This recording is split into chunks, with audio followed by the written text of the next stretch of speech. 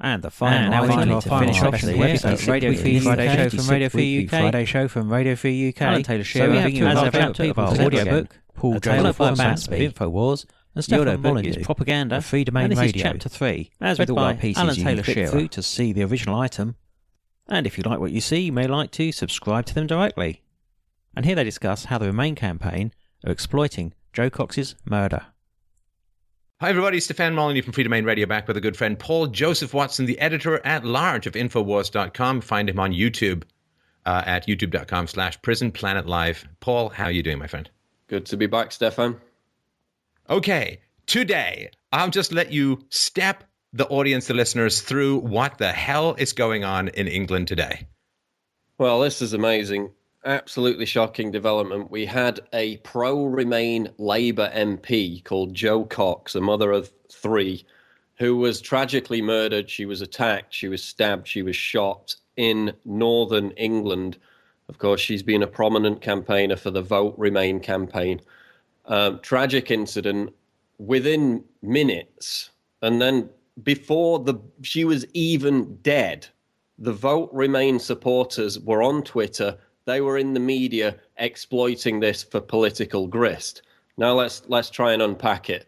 So within about an hour of her being attacked, she was rushed to hospital, critical condition. She later died. But within an hour, these eyewitness reports came out, which said that the attacker had shouted "Britain first" while he was murdering her. Now, of course, it's since been revealed that the eyewitnesses who were actually there immediately on the scene heard no such thing. And in fact, Breitbart has been at the forefront of reporting this. A local restaurant owner, Hicham Ben Abdallah, who was widely quoted by the media as hearing the killer shout "Britain first," later told Breitbart London, no, I did not hear that. Other eyewitnesses that they've spoken to who were on the scene said they heard no such statements. So then they talked to the neighbours, the friends, the people who knew this guy, who's been named, by the way, as Thomas Mayer, who had been under treatment, under medication. He was mentally ill. So they went and talked to the neighbours, who said he was, quote, not politically minded. A neighbour said he wasn't a member of a political party and had never expressed an interest in the EU referendum.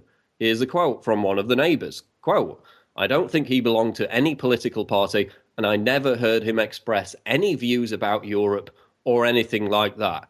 So these quotes were completely debunked the claim that this was some right-wing pro-Brexit extremist attack. And yet, what do we see? The London Evening Standard. This is the free newspaper that is given out to all Londoners when they're coming home from work. It's there in all the train stations. Everybody's got access to it. What was their headline? Remain campaigner gunned down in the street by someone who shouted "Britain first." Absolutely shameful lies. We had an Australian newspaper before Jo Cox had even died, with a headline, "MP shot, stabbed by Brexit supporter," before she was even dead. We had The Guardian, one of the biggest newspapers in Britain, saying that this was, quote, "an attack on humanism, idealism, and democracy."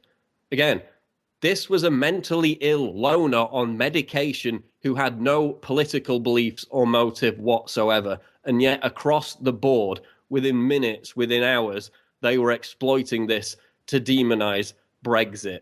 Absolutely shameful behavior. And it's still going on. I mean, I can't even keep up with it right now.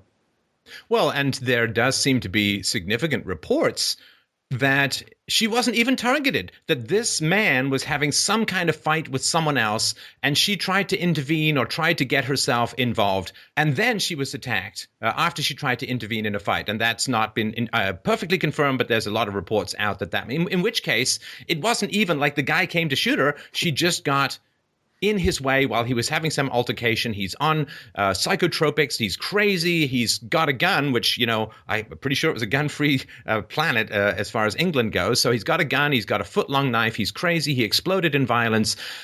He never said Britain first, according to eyewitnesses. So somehow now this ends up on the floor of the Brexit people, the people who want out of the European Union. And the evil genius of all this, Paul, is that they get to associate Britain first with the brutal murder of a wife and mother and MP. Now, once that association happens, it's kind of tough to undo with mere facts later on.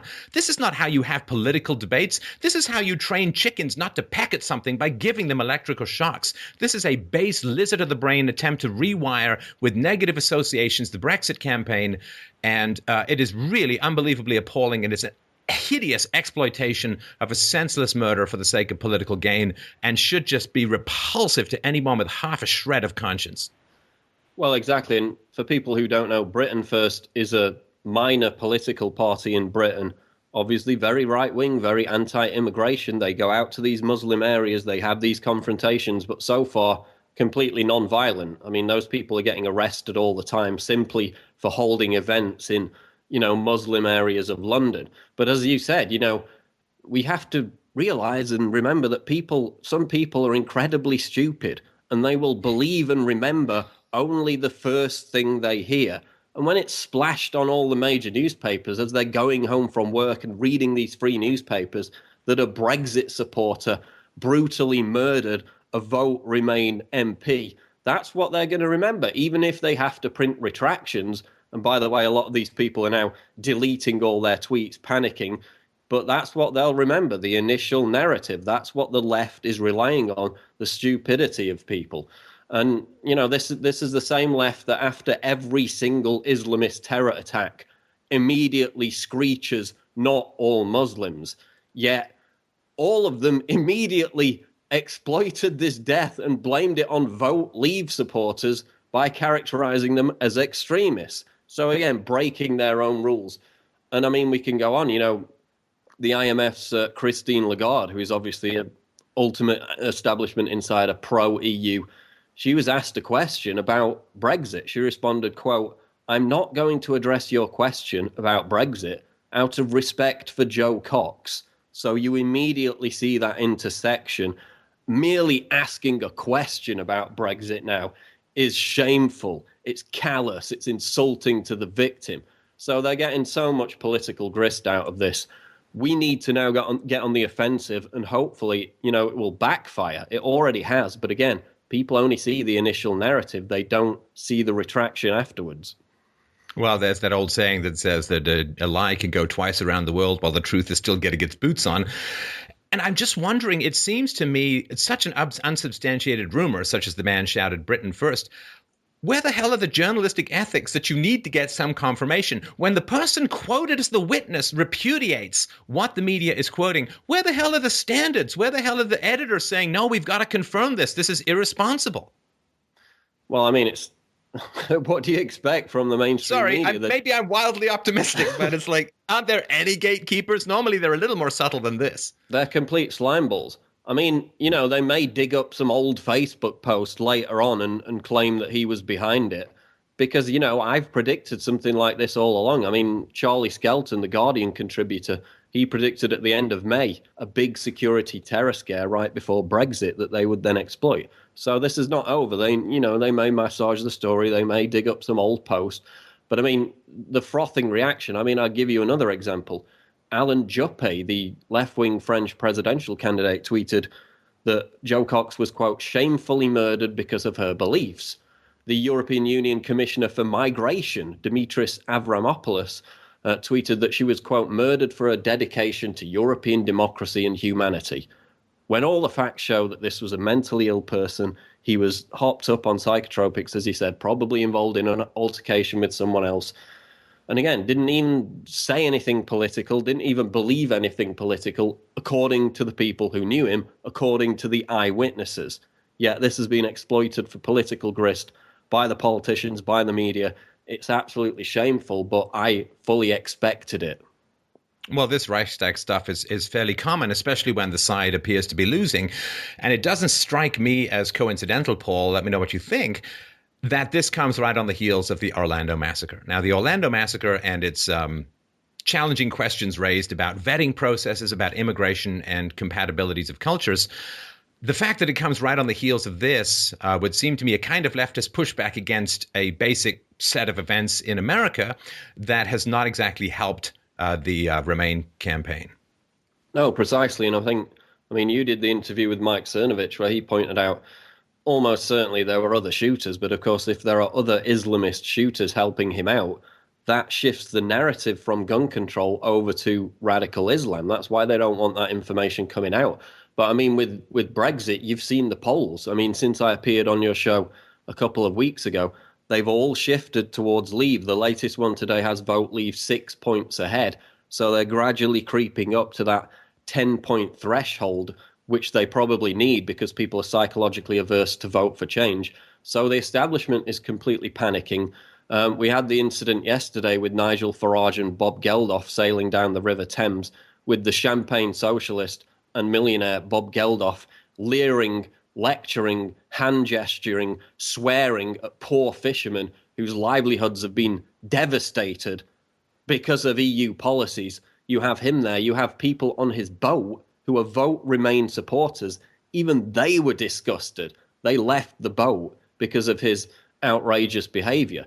You've got Sadiq Khan, the London's Muslim mayor, campaigning in Manchester. The picture shows him surrounded by Muslim men who are all at the front of the crowd, the women relegated to the back, of course, because now segregation is liberal and trendy. So a lot of faux pas in recent weeks, a lot of momentum for the Vote Leave campaign, and now they're going to exploit this, whether he was political or not. The left doesn't care about the facts. I think we know that by now.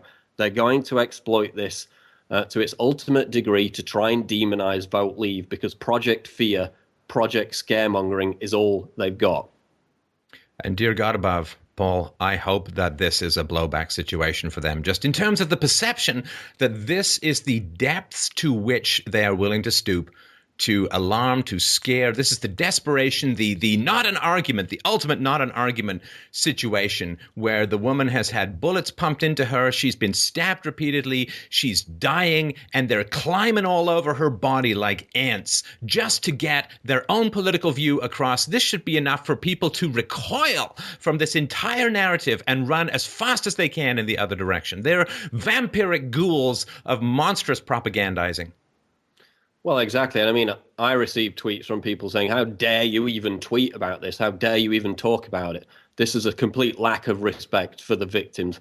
Meanwhile, the Vote Remain people were all on top of it. You had people blaming it on those who want to see a limit in immigration into the United Kingdom. And in fact, I've put an article up about this on Infowars.com. The political establishment will exploit the murder of Joe Cox to kill Brexit.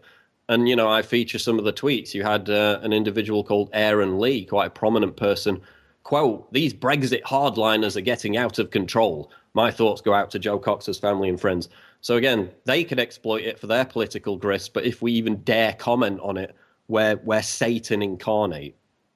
Oh, yes. No, the left can lie about everything they want, but the moment you point out that they're lying, somehow you're elbowing your way unwantedly into the room. Now, I know our time is limited, Paul, because we've got both a lot of stuff to get done today. We'll link to the article you've put in below. What is your sense of where England is, where Great Britain is, the United Kingdom, in these last crucial few days leading up to the vote? Well, Vote Leave has got all the momentum, but as I said, it probably needs a 10-point lead to carry that through. I'm more hopeful than I was a couple of weeks ago, that's for sure.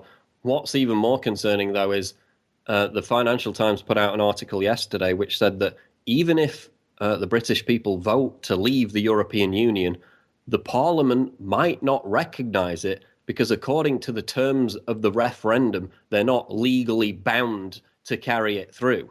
So what could happen is even if we vote to leave, they could take it back to Parliament and say, well, you know, that's not actually legally binding. We're just going to talk about it. We're going to discuss it for a couple of years and then we'll see what happens. And maybe we'll have another referendum and another one until we get the vote we want. Because, of course, that's what the EU has done on several occasions. France, Netherlands, Ireland, they vote no to the EU. The EU simply swaps the language around a little bit in these treaties and they make them vote again until they get the result they want because they're a tyrannical dictatorship. So that's always a possibility. But as I said, I'm more confident than I was a couple of weeks ago. And we need to get on the offensive with incidents like this today. And hopefully it it does give them some blowback. Well, and what encourages me, Paul, is the degree to which people have stopped talking about these hypothetical, what might the interest rates be in 5 or 10 years, and they've actually started looking at the ethics, the morality, the nationalism, the self-determination, the capacity with one stroke of a pen you can get rid of layers of tyrannical bureaucracy, and it's become a moral issue. You know, the founding fathers didn't sit there and say, well, we would like to leave the United Kingdom, but, you know, we've got to figure out what the interest rates are going to be in the 13 colonies, you know, 24 years after we, you know, this, and when they wanted to get rid of slavery, they didn't say, well, you got to figure out what the market demand for cotton pickers is going to be in 18 years. That stuff seems to have been pushed aside. And it seems to me that the more passionate and consistent voices are being heard about it being a moral issue rather than a what's going to happen to the price of my home in 8 years issue, which nobody can predict and is so partisan. And it does give me some comfort that at least the issues that are really important are being discussed rather than all this nonsense hypothetical. Well, yeah, they've started to drive that moral case home, as well as putting immigration at the top of the agenda, because remember, it wasn't at the top of the agenda as little as a month, 2 months ago. That has proven to be the main motivating factor, which is going to cause people to vote leave. I mean, I just got back from Germany, which is currently enjoying its cultural enrichment of, 1.4 million plus Muslim migrants. The situation's really bad. I mean, if you go even to Dresden, which is quite a small city, a nice city, go to the train station right next to the migrant camp, hordes of migrants everywhere, drug dealing, the police have to be there all the time, groups of them there harassing women. I saw it with my own eyes. We were doing a live show and we were getting harassed by migrants outside the train station in Germany. So that's another reason why, even with our massive immigration as it is, it's another huge fillip for people to vote leave. And now that they've put that at the top of the agenda, the polls are swinging in the right direction. The city where my grandmother died in the war, and that's what it has become. Well, thanks a lot, Paul, for your time. Appreciate it. I'm sure we'll talk again soon, and we'll obviously send a link to you when this comes out. Stay safe, brother, and thanks for your feedback today. Okay, thanks, Stefan. Take care.